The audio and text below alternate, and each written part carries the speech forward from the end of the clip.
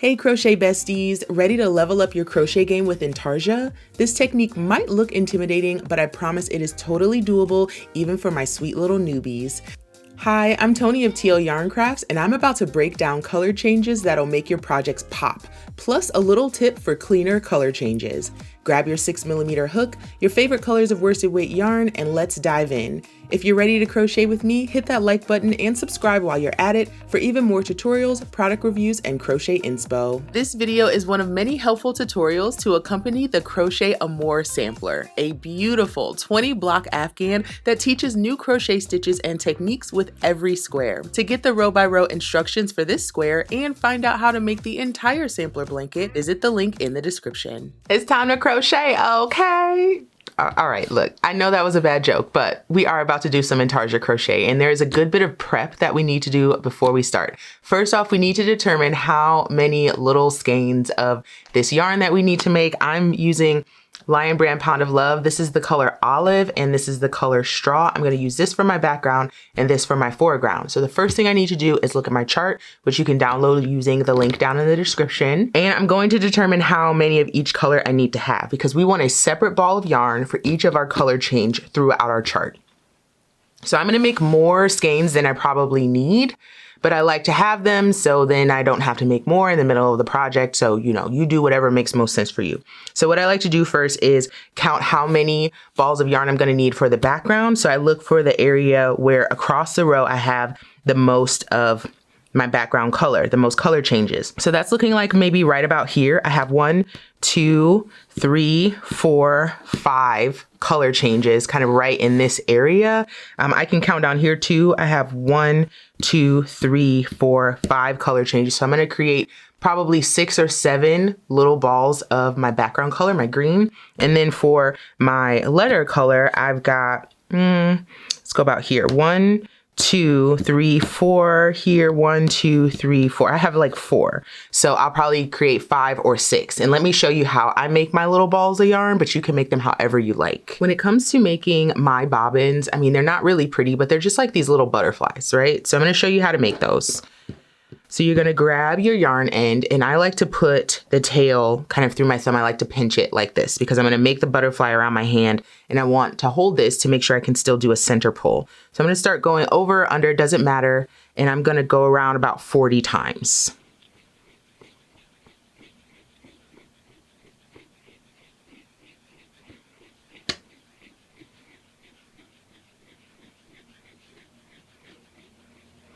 I lost count, but that feels like 40. Okay, so now I'm going to slide this off my finger, making sure I don't lose that tail on the inside, and I'm gonna fold this in half like this and just kind of hold it. Now I'm gonna take the end that's coming from the skein and I'm gonna wrap it around the butterfly like 10 times. Not too tight because we still want it to feed, but strong enough to hold the bundle, okay? Just like that. And now I'm gonna hold it here. I'm gonna snip it above my fingers, and I'm gonna take my crochet hook, slip it under the wraps, and then just pull this tail through. So now I have a center pull bobbin. So I've made a bunch in green and a bunch in my straw color, and now we can jump into our chart. I do like to use a chart keeper, and I have this one from We Crochet. You open it up and it's just got a series of magnets.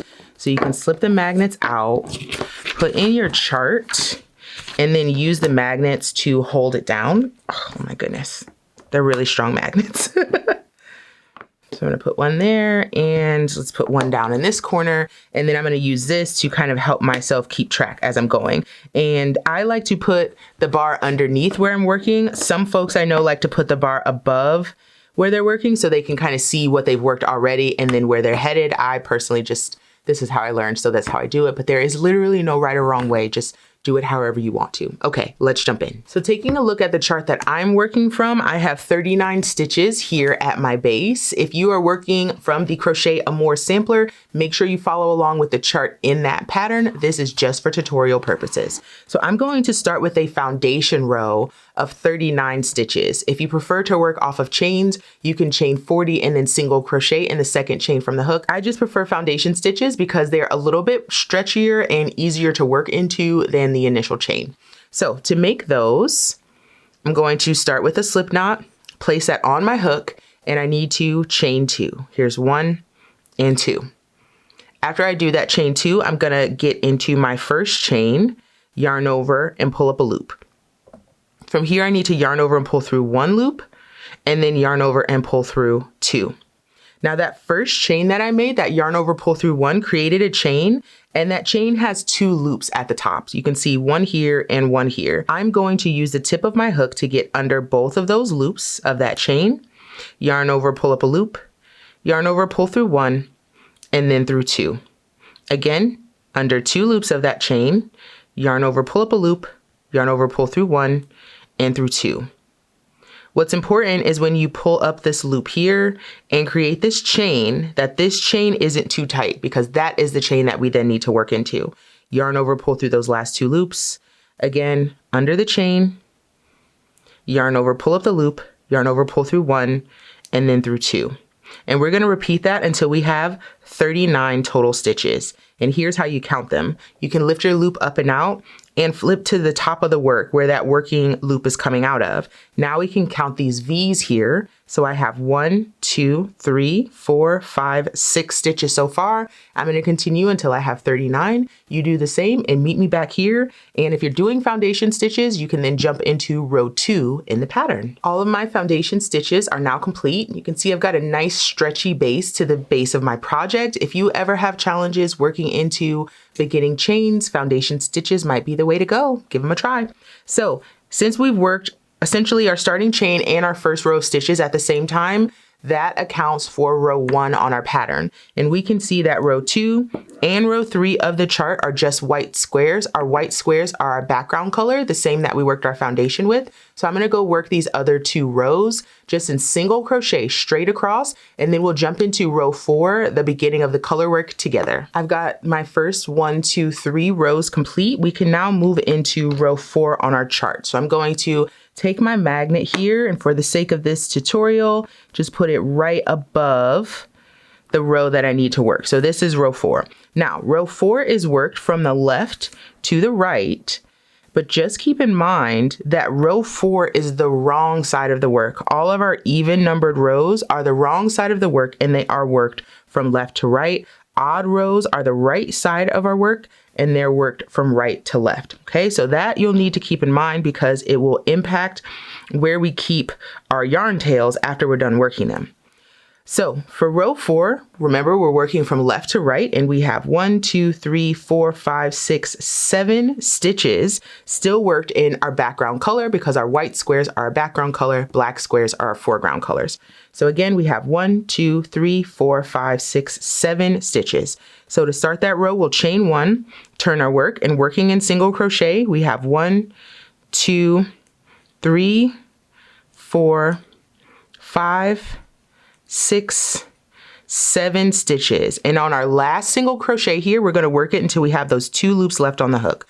So this was our 6th single crochet. We'll pull up a loop in the next stitch and leave this right here. Usually we'd yarn over and pull through, but since we're changing color, I'm going to bring that work to now the back of my work, okay? Because we're looking at the wrong side of our work. And now I need to grab one of my foreground colors, and I'm going to yarn over, keeping that tail again to the back side of my work.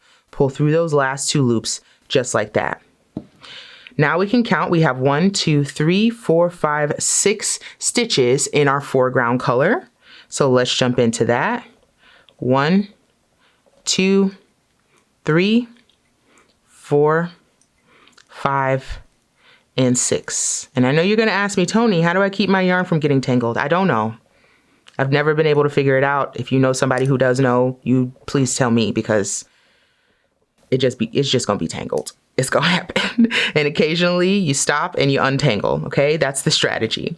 So now we have switched to our background color again, and we've got 1, 2, 3, 4, 5, 6, 7 stitches. 1, 2, 3, 4, 5, 6, 7. Bringing that then to the back of my work.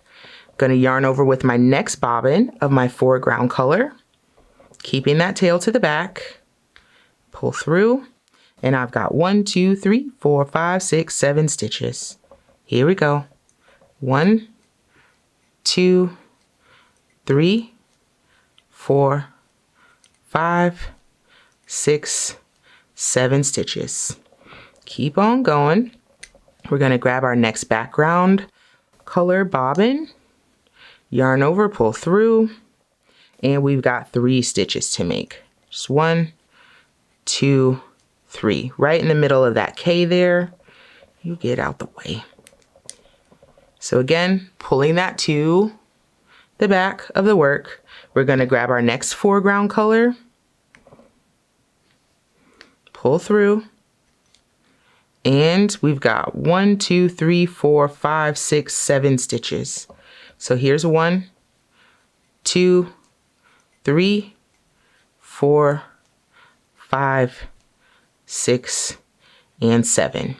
Pulling that again to the back, and we're going to grab our last background bobbin, pull through, and we should end up with 2 stitches on the end, fingers crossed. Here's 1 and 2. Not too much of a gamble. We did great, okay? Let's move on to row 5. But before we do that, I'm just going to mark off row 4 here to remind myself that I did it, and I'm going to move my magnet up. I do love these little chart keepers. They really do help a lot with maintaining exactly where you are, okay? Especially because this tabletop is gonna get real wild real quick. So now we're ready for row 5. I'm gonna chain 1 and turn my work, and I've got 3 stitches that I need to work in my background color. But I wanna do something a little bit different as I transition from the same color to the next color. So here's my first color, my first stitch. Now my next stitch, usually I would put that in the top 2 loops of this stitch. But what that's gonna do is leave these bars here, and it just ends up looking really choppy. So instead, I'm going to work this stitch in the space between stitches. So I'm gonna keep this green bar on this side of my hook and this tan bar on this side. So I'm going into that space between stitches. And that just makes that color change a little bit cleaner. Don't worry, I'm gonna show you that a few more times. So that was my first 2 green stitches, and here's my last one. And I can get that bobbin out of the way and grab the next one. I'm just gonna pull this over here and grab my tan color, yarn over, and pull through. Just tighten everything down a little bit. So I have 1, 2, 3, 4, 5, 6 of my tan color. Here's 1, 2, 3, 4, 5. And again, I'm transitioning between colors. So I'm going to work in between these stitches. And what I'm essentially doing is working into the space between this tan bar and this green bar. So right down into that space, pull up the loop, and I will complete the stitch with my next bobbin because it's time to change color. And that bobbin is here underneath all of this mess. I'm not gonna bother with that right now. And pull through. I have 3 stitches here in my green color, in my background color. So here's 1, 2, and again, we're transitioning from a green to a tan. So I'm gonna go down into this space. So I'm just splitting where this green and this tan bar are, just to make the color changes a little bit smoother. So now I can drop that bobbin, grab the next one, which is right here, and complete the stitch. Now I like to, in my head, say that this color change is top of the same. So that means that I'm gonna go from working into a tan stitch and I'm gonna end working into a tan stitch and then do my color change. But if you just wanna count, it's 1, 2, 3, 4, 5, 6, 7. It's just easier for me to remember top of the same inside of my head. So I'm working the same color into the same color. And remember, we're working on the right side of our work. So we're dropping our color changes to the back. So again, not going into this space here, instead going in between right here. I can drop that, grab my next color. Well, let me get this tail out of the way. Pull up that loop and complete that stitch. Lovely. So now that's the 2 bottoms of my K here. I have 1, 2, 3, 4, 5, 6 in green. So here's 1, 2, 3, give me some more, 4, 5, and 6. change to my next bobbin.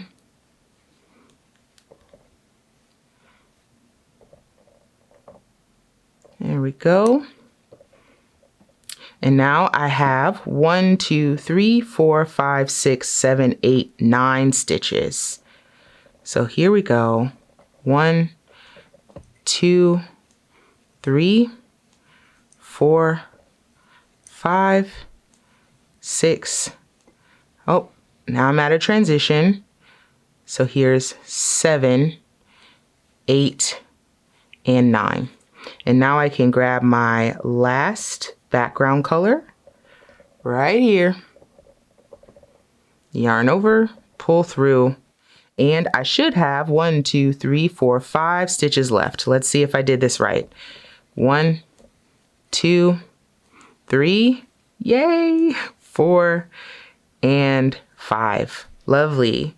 So we can see that by using that little trick at the transitions, we're going to have just cleaner color changes. It's one of the challenges I know most of us have with Intarsia Crochet, is that the color changes are really jagged.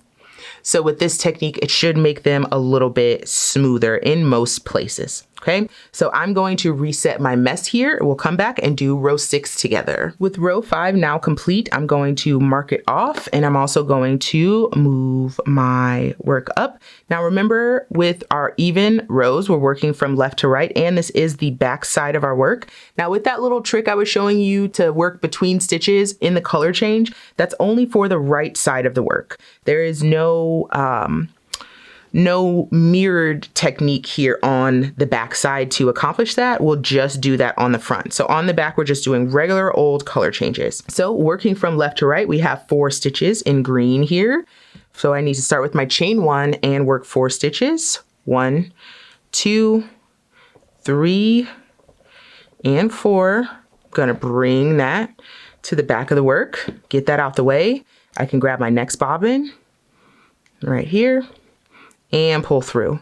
Now, since I have a stitch in between here, I'm going to work over this strand to catch that float, just like that.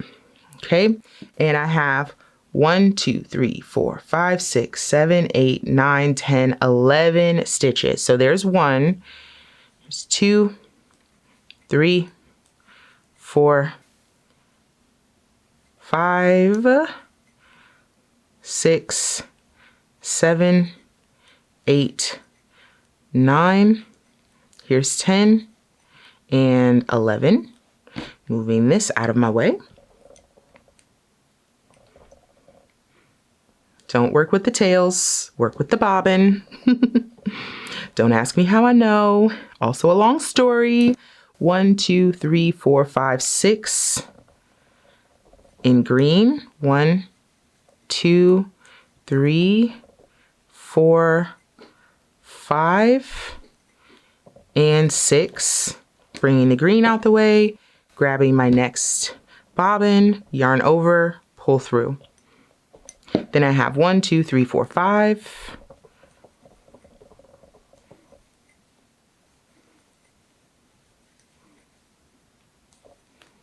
Okay.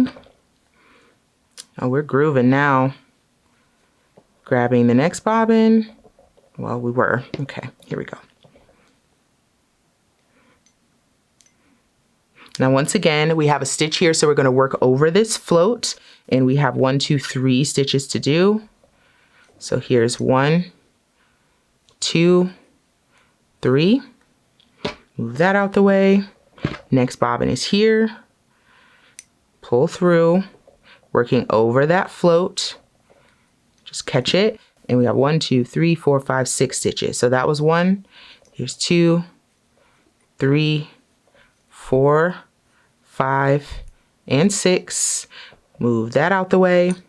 And then with our last bobbin, we'll yarn over, and we should have 1, 2, 3, 4 stitches to go. Working over that float for 1.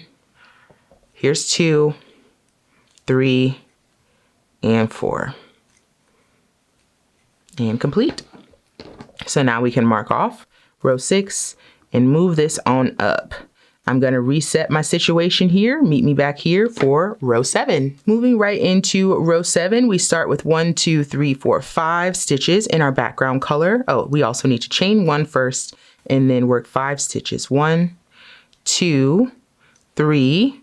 Here we are transitioning between colors. So we're going to grab in between that tan and green here. There we go. So that's 1, 2, 3, 4. One more makes 5. We'll move that out the way and grab our tan. Then we have 1, 2, 3, 4, 5, 6 in tan. So here's 1, 2, 3, 4, working in between. Here's 5 and 6. Next bobbin, working the front is just so dang on easy. We only have 2 stitches here, so there's 1 and 2. Next bobbin, and we've got 1, 2, 3, 4. So here's 1, 2, 3, and 4. Background color next, and we've got 1, 2, 3, 4, 5, 6. Remember, we're transitioning between colors here. So we're going to start here with 1, 2, 3, 4, 5, and 6. Next bobbin is here. Pull through, transitioning between colors. So our very first stitch is going down into this space right between there. So there's 1, and we have 4, and then we've got a color change. So there's 1, 2, 3, 4. So I'm going to move this bobbin out of the way. I need to grab another green bobbin. So I'm going to grab a fresh one for this fresh color change. Start pulling that from the center. And we have 3 stitches in green. Leaving a long enough tail to weave in later. Pull through and complete 3 stitches in green. 1, 2, 3. Move that out the way. We also need a fresh bobbin of our tan color. We're getting bobbin crazy over here. Yarn over, pull through, and we have 1, 2, 3, 4, 5, 6 stitches in tan. 1, 2, 3, 4. Here's 5, add a transition, 5, and 6. And now we've got our last bit here, and there should be 3 stitches. 1, 2, 3. So at this point, we're kind of starting to see the vision, right? We've got the base of our K, we've got the beginning of our O, and you're getting the gist of it. We're just continuing that up, working in single crochet, changing color as marked in the chart, and trying our best to grab between stitches so we can have some cleaner transitions here between our color changes. So I'm going to continue working my chart. I want you to go all the way through row 17. So all the way through all of your letters. Join me back here and we'll take a look together. Make sure we're on the same page. Hello and welcome back, Dollface. Okay, so I continued working on my block and I just finished row 17. And after row 17, there are no more black squares. So I just went ahead and fastened off all of my bobbins because I'm done with those. And now I can move into row 18. But I just wanted to give you a peek at what this looks like. Now, of course, with Intarsia Crochet, it's nearly impossible to get like perfectly crisp edges, but I think with that cute little trick that we did on the right side, we've got some pretty clean lines going on here compared to what it could look like otherwise, right? So I just wanted you to have a peek at that. I also wanted to show you what the back looks like. So these are all the tails from when we added in our new skeins of yarn. But if we weave these tails into like colors, you're going to get a back side of this that actually looks pretty good. It's not going to be completely reversible, but it's not going to have a bunch of tails and floats all over the place that your little fingers and toes can get stuck in. Okay, so All we need to do now is finish out our chart. And if we look at row 18, 19, and 20, there are no black squares in those. So we're just gonna single crochet all the way across. So I'm gonna finish those 3 rows. We'll come back and wrap things up. Alrighty, darlings, just a couple stitches left. And I have to say this swatch has me like reevaluating my life, because now I'm wondering why I was so nervous about even trying this type of color work, because this is new for me too. But you know what? I think we ate, baby. I think we did it. I don't know about you and I don't know about yours, but mine looks pretty darn good. I'm really, really happy with these lines that we created. It clearly looks like an O and a K. I'm gonna have to like get this frame, put this above my office computer for the really rough days. Maybe I'll put one in my bathroom. I'll put one in the kitchen because I think they're gonna put me on macaroni and cheese for Thanksgiving. Lord help me. But that is Intarsia Crochet. Not as scary as you thought, huh? You got a lot of ends to weave in, but you know what? Worth it. And let's not worry about that right now. Let's not, okay? Because you did a fantastic job. And I'm very curious, what do you think about this technique? Were you able to grasp it? Are you like, nah, I'm gonna just go back to my stranded. I don't need this kind of headache. Did it alleviate some of the concerns you had about doing color work? Does it make you excited to try other charted crochet projects? I wanna hear everything. Let's have a whole conversation down in the comments, because I think for all of this work, we need to at least talk about it amongst ourselves, okay? But until the next tutorial, I hope you really enjoyed this. Hit that like button and subscribe to the channel, because I do stuff like this all the time. But I will see you in the next one, babes. Have a fabulous day. Bye.